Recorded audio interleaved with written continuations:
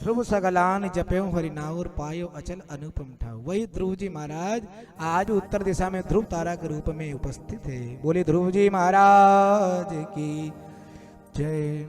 इन्हीं के वंश में अंग हुए, अंग के उत्कल हुए और उत्कल के हुए वेन, और वेन नास्तिक निकले और इनके शरीर का मंथन किया है और पृथु महाराज और अर्ची का जन्म हुआ है। वेन इतना दुष्ट राजा था जिसने अपने पिता को ही राजगद्दी से हटाया और जेल में बंद कर दिया। सारी संपत्ति को हड़प ली उसने और उद्घोष कर दिया कि आज के बाद ना तो कोई मंत्र का उच्चारण होगा, ना कोई घंटी की आवाज आएगी, ना कोई भंडारा करे, ना कोई पूजन करे।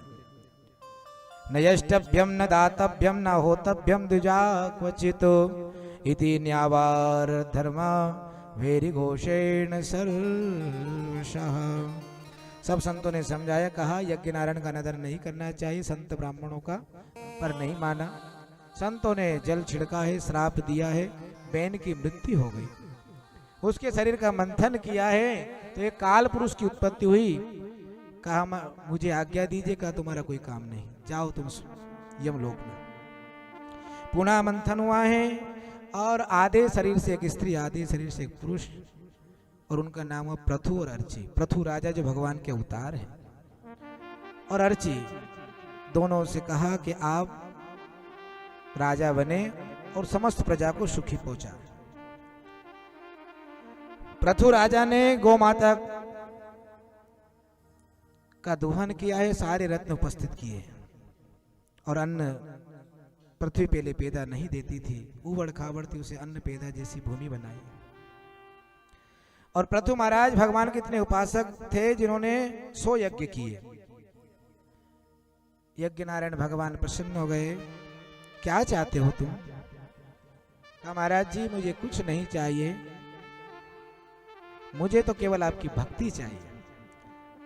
अर्थ चाहिए न धर्म काम चाहिए, कौशल्या कुमार मुझे राम चाहिए। क्या चाहते हो? कहा प्रभु मुझे 10,000 कान दे दो। कितने कान? 10,000। क्या करोगे इतने कान को? कहा प्रभु 2 कानों में आपके भजन कीर्तन सुनने में मजा नहीं आ रहा, आनंद नहीं आ रहा है। अरे कहीं दूर भी कथा होती हो तो मैं घर बैठे बैठे आपकी कथा सुन पाऊं, इतने कान मुझे दीजिए। मतलब 5,000 कान का बल इस कान में दे दीजिए और 5,000 कान का बल इस कान में दे दीजिए।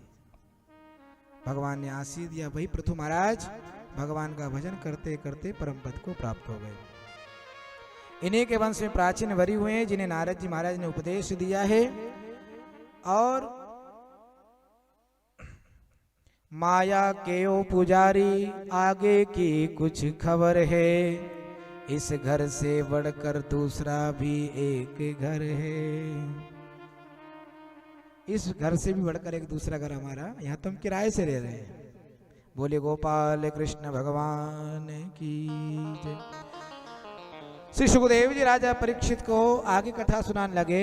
मनु महाराज के जो छोटे पुत्र है जिनका नाम है प्रियव्रत, उत्तानपाद जी की कथा सुना। या प्रियव्रत, प्रियव्रत जी महाराज ने इस पृथ्वी पे रथ पर विराजमान होकर 7 चक्कर लगाए पृथ्वी के पूरे। 7 द्वीप बन गए, जम्बूद्वीप, लक्षद्वीप, शालद्वीप, कुशद्वीप, शाकद्वीप, पुष्करद्वीप और मालद्वीप। ये 7 द्वीप बनाए और 7 समुद्र। इतने धर्मात्मा राजा हुए प्रियव्रत। इनके वंश में आग्नेत्र राजा हुए और आग्नेत्र ही बड़े प्रतापी राजा हुए हैं। इनके पुत्र हुए नाभि, और नाभि राजा ने बहुत विशाल यज्ञ किया, उसमें भगवान प्रकट हुए। क्या चाहते हो? का परमात्मा मुझे आप जैसा पुत्र चाहिए। तो नाभि राजा के यहाँ पर साक्षात भगवान एक अवतार ले रहे, उनका नाम है, बोले ऋषभदेव भगवान की जय। ऋषभदेव भगवान ने जन्म लिया है और जिनका विवाह इंद्र की पुत्री जयंती के साथ हुआ है।